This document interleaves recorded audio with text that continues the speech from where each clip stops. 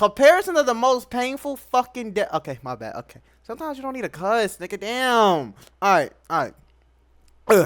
Comparison of the most painful deaths. Alright. Timothy Treadwell watched his torn-off arm while the enraged grizzly sank its teeth into him. Screams of his girlfriend, Amy Huguenard, echoed in his head. Both became victims of a merciless predator, devouring them alive. Oh. Slow death is the scariest thing imaginable. But on the pain scale, crafted from scientific studies, being eaten alive only rates 100 points. Meanwhile, the most horrifying death is estimated at 140. Stick around until the end to find out. And that hits is that what maximum exactly? mark. But I warn you, viewer discretion is advised. Okay. On October 11th, 2012, Talk to me. workers at a seafood processing plant in Santa Fe Springs sounded the alarm. Their colleague, 62-year-old Jose Molina, had vanished suddenly. After nearly 90 minutes of searching, the boiler operator suggested opening the last loaded oven. Inside, they cooked and sterilized tuna at high temperatures. Workers had to wait half an hour for the oven to cool down. All this time, their only thought was, I hope Jose isn't in there. Unfortunately, he was indeed there. Oh my fucking god. When the workers opened the door, they were horrified to find him inside. Oh no. As it turned out, Molina was loading pallets of canned tuna into the oven when he noticed a malfunction. Without warning anyone, he stepped into the oven to adjust the chain. How did it inside. close? Meanwhile, another worker, not seeing Jose in place, assumed he had already left. So he closed and turned on the oven. It was You didn't loaded think with to nearly fucking 5.5 check to make sure nobody's in there, my nigga? Like, you didn't fucking check. Bro, you just like, bro, you didn't check to see if someone's in there, my nigga? You just closed it? He didn't even check? No. I hope that motherfucker lost his job. No. Nigga, you didn't even check to see if somebody was in there. You just closed the shit. All right. Okay. 1,500 kilograms of canned tuna, which began to cook at a temperature of 132 degrees Celsius. Trapped, Jose likely suffered severe skin burns, and then the high temperature. Oh, this makes my stomach feel weird. Eventually, the poor man was boiled alive. Looking at the pain scale, where, for example, 2 points are attributed to a gunshot to the head, and 91 to a shark bite, while dying from being literally. Well, okay. Is being shot in the head? Is they saying like being shot in the head don't hurt? That like, I mean, it obviously hurts. Maybe you don't. Maybe, I don't fucking know, nigga. I never been fucking shot, my nigga. I don't know if it shit hurts or not. I mean, it has to fucking hurt, right? Or I mean, or do you go like completely like numb or something? I don't know how that shit works, bro. Boiled alive hits a staggering 105? 105 points. Nigga, that's worse than getting shot and getting eaten by a shark, my nigga. Oh, no. Fortunately, such incidents in production happen quite often. In 2009, Vincent Smith II worked at an illegal chocolate factory. Cocoa Service in Camden. illegal? Vincent Smith II worked at an illegal chocolate factory. How the fuck is you making illegal chocolate? Cocoa Service in Camden, New Jersey. The 29-year-old worker was dumping giant chunks of chocolate over the edge of a vat, nearly 2.5 meters deep. Okay. There, chocolate was melted and mixed. Suddenly, Vincent was struck by a mixer paddle and fell right into the hot molten mass, reaching a temperature of 120 degrees Celsius. His colleagues immediately rushed to. I know this is not great to say, but I bet he smelled good as a motherfucker because chocolate smell mad good. I know he smelled mad good though. But rest in peace, bro. Rest in peace. I'm sorry. All right, I'm sorry. Shut down the machine. However, Vincent stayed in the chocolate for a full 10 minutes before rescuers could pull him out. Even though his body was mangled by the giant. What the fuck? That's what happened to him? Never mind. I'm sorry. I take back everything I just said. What the fuck? That he looked like that? Oh no. Oh fuck no. Nigga, his legs are not even mixer. Vincent I died apologize. from burns. The tragedy occurred because the platform he fell from was slippery from splattered chocolate and was directly above the vat without any barriers to protect workers from falling into the boiling mixture. Nevertheless, you don't have to be at a dangerous facility to experience excruciating pain, which on the scale goes even beyond 105 points. Oh my fucking god. On November 23rd, 2018, a 911 what was that? dispatcher heard the. Wait, what's her name? She's an actor. She's mad popular. Is that Halle Berry? I think it's Halle Berry. Shaky voice of a 76-year-old woman. It was Loretta Picard from Polk County, Florida. Please don't tell me that's. I know this story.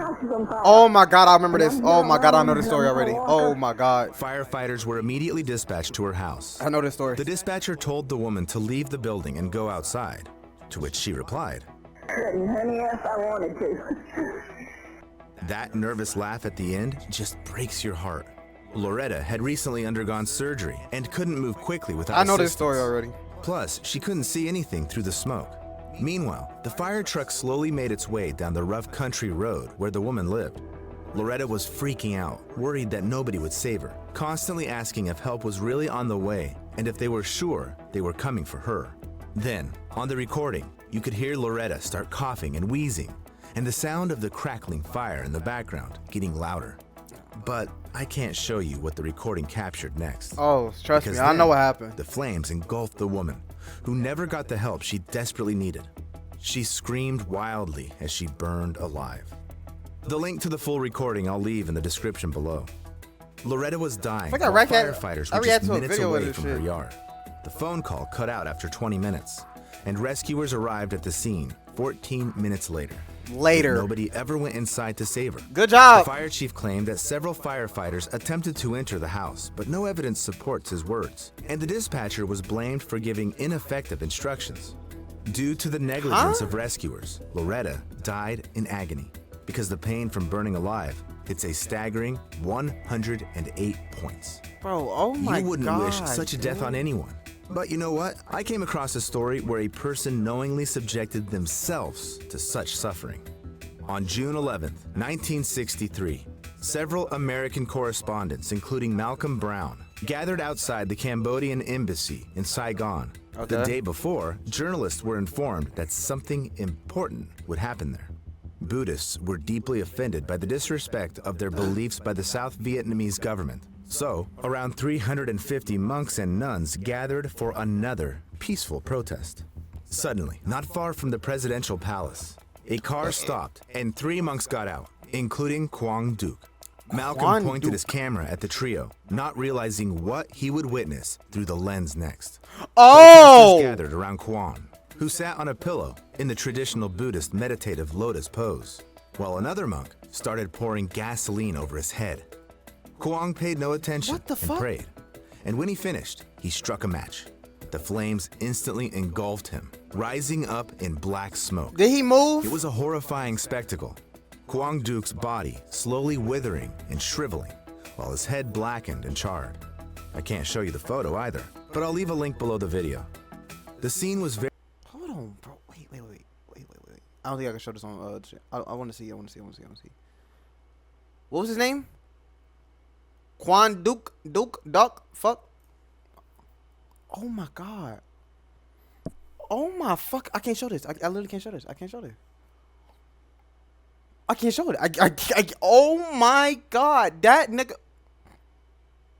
Okay. Holy fucking shit. Okay.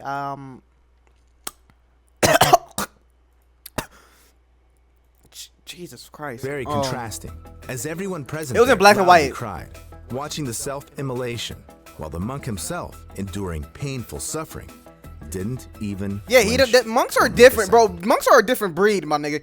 Cause they can just sit in fire and don't move like a single inch, my nigga. Bro, monks are a different breed, my nigga. Oh my god. Whether it was meditation skills or inner spiritual strength that helped the monk endure the agony of his impending death. I know for sure an ordinary person wouldn't last like that. No, the fuck let they alone wouldn't. endure the pain that hits 110 points. 110 points. In 2007, And they just a 33-year-old calmly woman did from that Hong shit. Kong named Cecilia Chung climbed to the top of Nyiragongo volcano, located in the Democratic Republic of the Congo. Who the fuck is climbing volcanoes? What the fuck? What? My bad. I'm sorry. Who the fuck said, oh, I'm just gonna climb a volcano? Who the fuck does that? Last erupted in 2002, flooding the highly populated city of Goma. I've been biting my with nails lava, lately, bro. I need to causing stop, widespread bro. destruction. You're pissing me off. Since then, the volcano had been relatively safe, so tourists from all over the world flocked to see its famous So lava. people just climb volcanoes just for adventures, like tourism. Like, I don't give a fuck if the volcano about to erupt, not about to erupt. It's safe, my nigga. I'm not climbing a fucking volcano, my nigga. That shit can erupt at any moment. I'm okay, my nigga. Hell no. Not me. It looks like cracked earth in the desert, what the with fuck? hellish streaks of fire That shit rising look from insane. it. Cecilia climbed nearly 3,500 meters for this site. The woman was thrilled by the terrifying view of the lake and wanted to take a closer photo of it. To do this, she climbed over the edge of the crater, and suddenly, Cecilia slipped and fell down. Oh my fucking god. This could have been prevented. Just saying. Shit could literally be prevented. I'm just saying. However, flying about 200 meters, she hit a protrusion right above the lava lake. Cecilia felt piercing pain because the impact broke several bones. Damn! She was thrown into the heat, and it was almost impossible to breathe because she was too close to the lava, the temperature of which could reach 950 degrees Celsius. A helicopter rescuers... Nigga, let's just say 1,700 Fahrenheit, nigga? Bro, I don't give a fuck how touristy I'm trying to be. I'm not. No. White people. No. That is some white people shit. I'm sorry. No. I'm not doing that shit. What the fuck? Nigga, who the fuck did they say, oh, I'm gonna climb a volcano? This is what I want to do today. No, nigga, no. Which could reach 950 degrees Let's get some Celsius. photos. A helicopter, rescuers, and a volcanologist were sent to the scene. At first, Cecilia showed signs of life. However, the rescue operations were stopped due to poor visibility. As a result, without waiting for help, she fell into the volcanic lava lake. Eyewitnesses even hoped that the woman died instantly. You don't even. Gang, you can't even retrieve the fucking body, my nigga. If you just fall into a fucking lava, you can't retrieve the body, my nigga. Don't you just like evaporate, bro? I don't, bro. Oh my god. After the impact and fell into the lava without feeling any pain. The thing is that on the pain scale, it hits a whopping 110 points. Oh my. Death in lava, although painful, is instantaneous. That's why many people consciously chose to end their lives. Wait, huh? Niggas just choose to just... Okay. In 1933, a schoolgirl named Kyoko Matsumoto climbed Mount Mihara, located on the Japanese island of Ito Ushima, with a girl from her school. Kyoko was in love with her friend. However, in Japanese society at that time, same-sex relationships were condemned. And this oppressed Kyoko so much that she didn't want to live anymore. The schoolgirl threw herself into the volcano crater before her lover's eyes. The scariest thing in this story is that the girl became a role model for many Japanese people who wanted to end their lives. By 1935, almost 1,000... Why do Japanese people do that shit? Even like with the forest, my nigga. Like, why do they do that? Like, they just... Like, one person do it...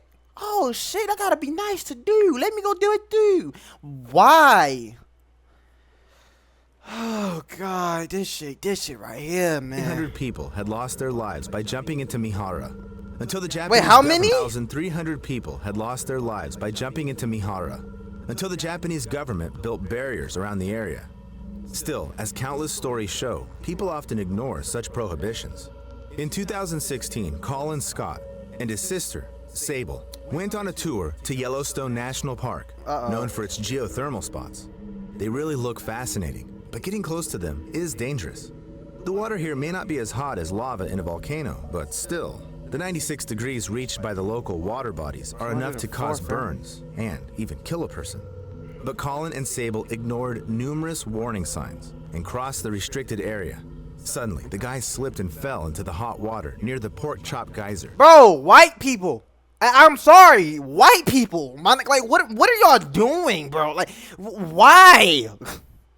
Why? Just ignored every fucking sign. Everyone, just let me just go stand by it. It's more painful than death in a volcano because in a hot spring, it doesn't happen instantly. You're boiling, nigga. You're boiling, bro. In almost all the park's water bodies, acid sulfate liquids are present to a greater or lesser extent.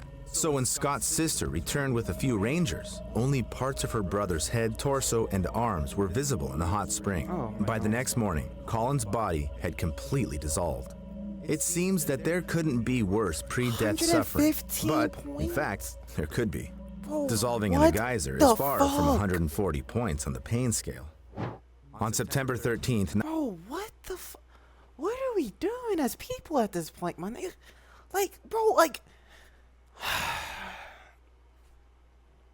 1987. Don't get me wrong, in guys Goiânia, are mad Brazil, cool, but what the owner of a local landfill, Devair Ferreira, invited neighbors, relatives, and friends over to show them his interesting find. Cocaine. Devair showed them a strange powder. It was sparkling so mesmerizingly that guests rubbed it on their skin like glitter and took it with them to give to someone else. What the fuck? Yet none of them had any idea what this powder really was. The thing is, the man brought scrap metal, and someone brought from a neglected hospital a metal capsule to his landfill. But those who did it didn't realize they had taken it from a radiotherapy machine. Devair Ferreira ordered the capsule to be cut open, where he found the powder, which was actually radionuclide cesium-137. It is used in treatment to create a source of gamma radiation capable of affecting human cells. It's specifically directed at cancerous tumors.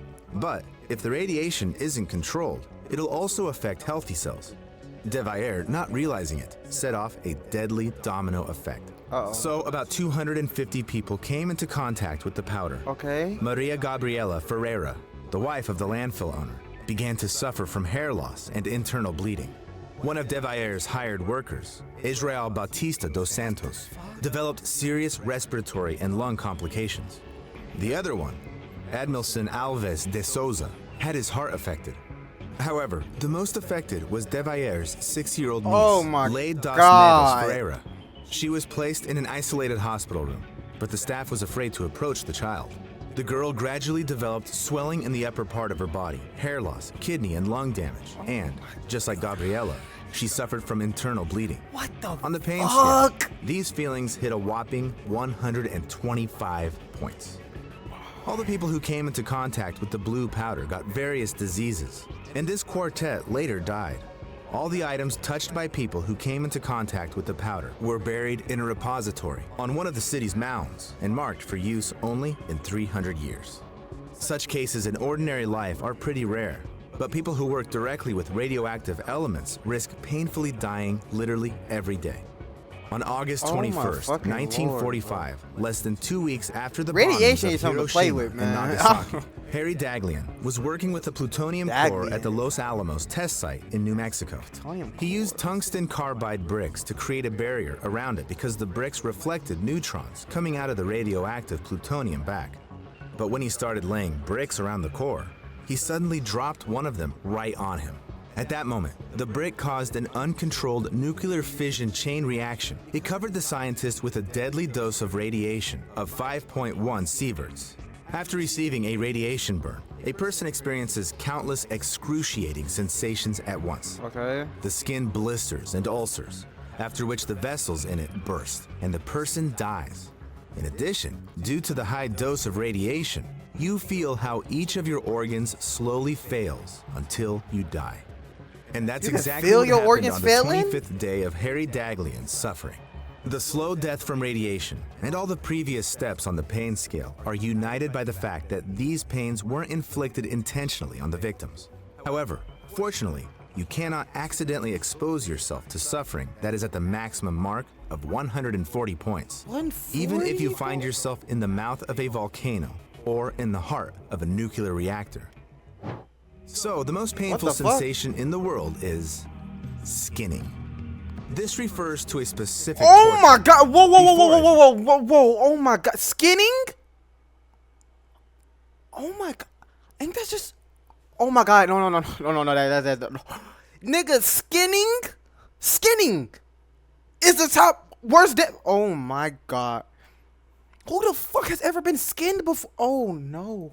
The skin was Oh, softened no. using sunburns or hot water. Then the torturer made incisions starting from the least sensitive parts of the body and ending with the delicate skin of the face. The process was designed to keep the victims alive as long as possible. Oh no, no, no, no, no, no, maximizing no, no! pain. Oh my god! Eventually, death could occur from blood loss, shock, or infections. But such a method of punishment has existed for my quite some God, time, since bro. the times of the ancient Assyrians and up to medieval Europe. Nowadays, they don't do it anymore. Good! At least, it's definitely prohibited by law.